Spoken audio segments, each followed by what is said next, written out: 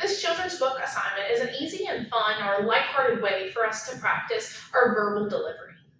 Our verbal delivery has to do with our volume, how loud or low you speak, our pitch, how low or high your voice is, our rate of delivery, and that means if you're speaking really fast or if you're speaking a little slower. It also has to do with the pace of our speech. It has to do with our tone. Are you really happy or are you sad? And so all of these things are things that are subconsciously, consciously, but sometimes subconsciously conveyed through our speech. By doing this children's book assignment, it really emphasizes our verbal delivery in a very exaggerated way. So it may seem silly to have to practice speaking to children in a school teacher's voice, basically. But this is a way for you to really put emphasis on the different techniques and ways that we can verbally deliver our speech. Like I said, it's very exaggerated. So for this speech, I'm gonna need you guys, this speech, right?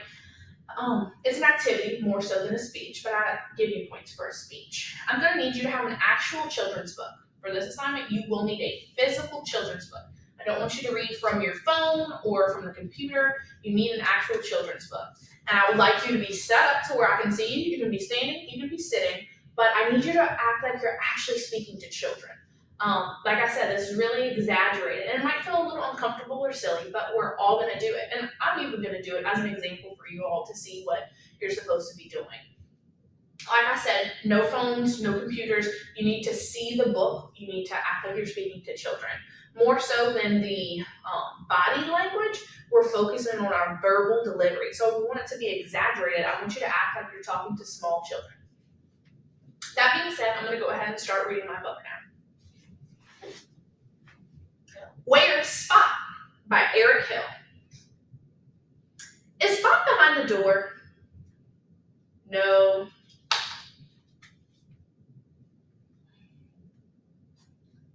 Where's Spot by Eric Hill.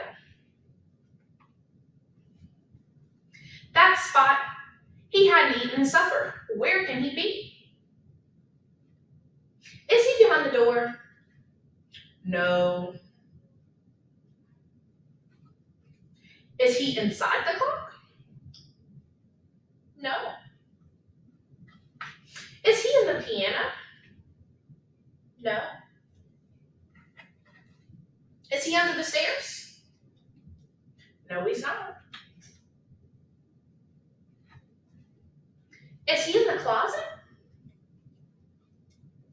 No. Is he under the bed?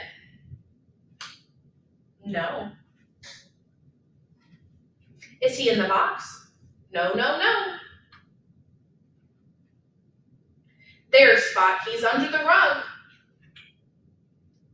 The turtle said, try the basket.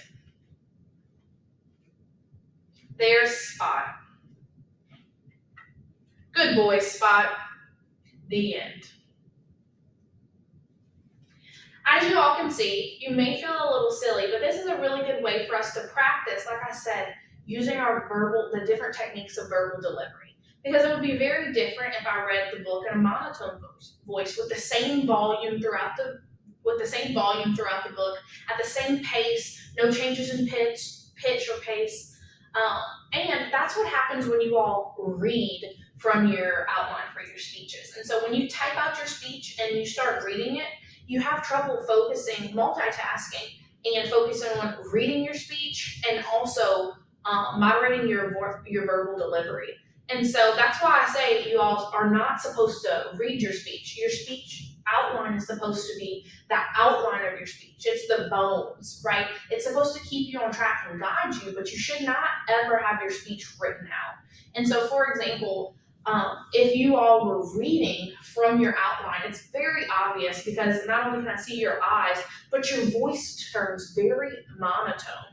For example, if you're not moderating your verbal delivery, it might sound something like this.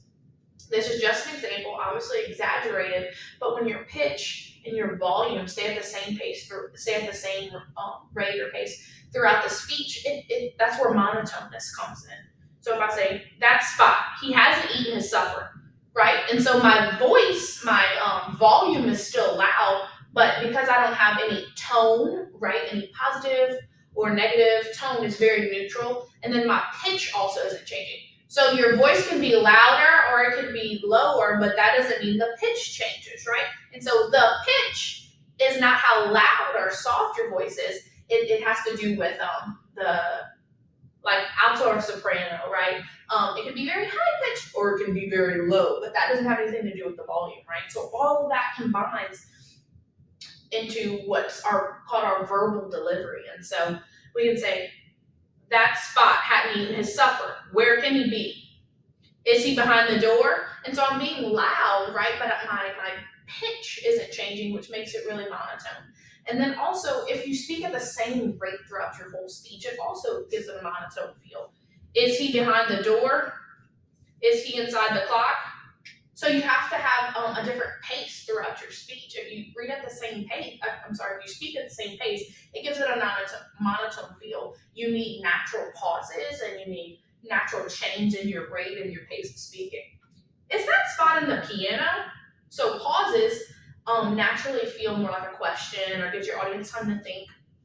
These different variations in your speech really help convey and keep your audience engaged. That's why children are so engaged when a storybook's read, because there's so much variance in our vocal delivery. And so, like I said, this assignment was really exaggerated, but it was supposed to be a fun and lighthearted way for you to, first of all, get all of your points. If you complete this assignment, you will receive all full points for reading the children's book. So it's a nice way to give you guys some points, but also to practice and putting an emphasis on that verbal delivery and to show you guys how important it is. I look forward to hearing you all's children's book delivery. And rest assured, there's nothing to be embarrassed about because I also just read a children's book to adults.